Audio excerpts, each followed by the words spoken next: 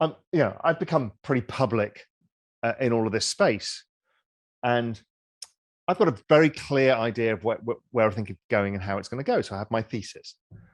And when everything starts falling apart, like the market starts moving, I look like, how has it moved in the past? And it's done similar things, right? And I've been telling everybody who's ever got into the space, you need to expect a 50% correction in a bull market, and you might see a 70% bear market. And over 5 years, you'll have still made more money than you could imagine. So you have to accept those things. So this thing starts tanking. Bitcoin starts first, then Ethereum rolls over later, and it's all down 50%. And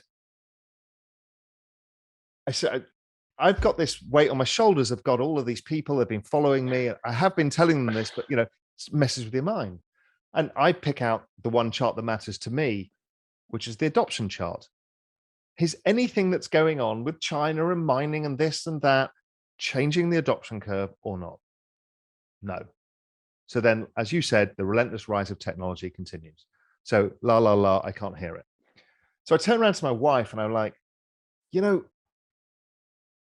fallen 50%. Everybody's freaking out. And she just looked at me and goes, you are all so ridiculous. She said, you said you should expect this. Now it's happening. Everybody's freaking out. And she just walked off and said, she just said, don't be so stupid, and walked out of the room. And I'm like, yeah, just, Twitter is sometimes, or Reddit, or whatever forum you're on, is sometimes your enemy. And sometimes you just need to turn that off. Now, it's been the same with investing in Amazon. Right? The reason Bezos is so wealthy is because he was probably one of the only people in the world who had Amazon shares from the beginning and never sold them, because it went down 95%. Oh, in 2001 too. It's had several 60% falls, and it still made him the richest man in the world. This is what exponentiality looks like. And for people who are a little more savvy, there's a magic trick to everything to keep your sanity in this, because this stuff goes like this, and then it does this, and you'll see there's like free charting almost on every platform now, TradingView, something like that. Just change the scale to a logarithmic scale. And what you'll find is, like, you look at Facebook, it goes like this. You look at Amazon, it goes like this, right? And it always feels like, I can't buy this. This gone up too much. That fear that you had at 52,000, right? But that's real.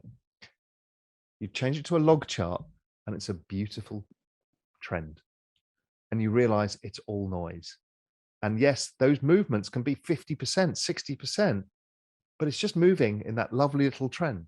Facebook has done that since 2012, never deviated. Nor has Apple, nor has Microsoft, nor has Google. None of these have. Not even Tesla, and nor has Bitcoin, and nor has Ethereum. They're all network effects, and they're priced in the same way. They're all exponential in nature, which we can't get our heads around until you put it on a log chart, and it makes you calm down. what does the log chart do? I've heard the phrase, but I honestly don't know what that means. The scale. So normally a scale would go like a Bitcoin chart. Well, because it starts really low, it might start at $10, and then it's got to go up to $65,000. So suddenly you're seeing a move, $1,000 move. It looks small, but before it was big. So what happens is it squashes the chart, because most of the price action has happened from, let's say, $10,000 to 65,000.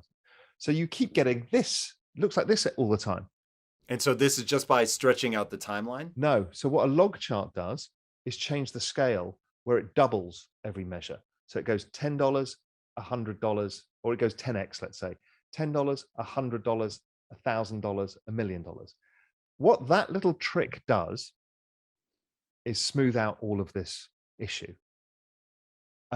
So you'll get comfortable when you look at it, just to realize that, and look at the scale, look how it's changed versus the other scale.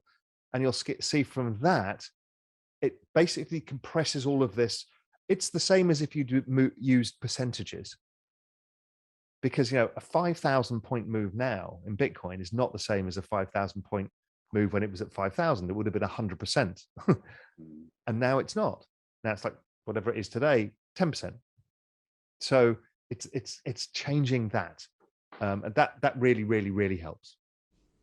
It's interesting. So you're getting into the psychology of all this, which I find utterly fascinating. Of it doesn't matter what you look at, it matters what you see. So you're looking at this chart, you have to be very careful, because if most of the charts, at least I use Coinbase Pro, so it defaults to like a really short time period. And so it's just like, oh my God, like this is all over the place. Why do they do that? Because it makes you trade more. Yes, yes, yes. No doubt. And you're like, oh my God, I need to sell, I need to buy, what do I need? And then you zoom out and put the 5-year chart or 10-year chart. And it's like, oh, this is noise.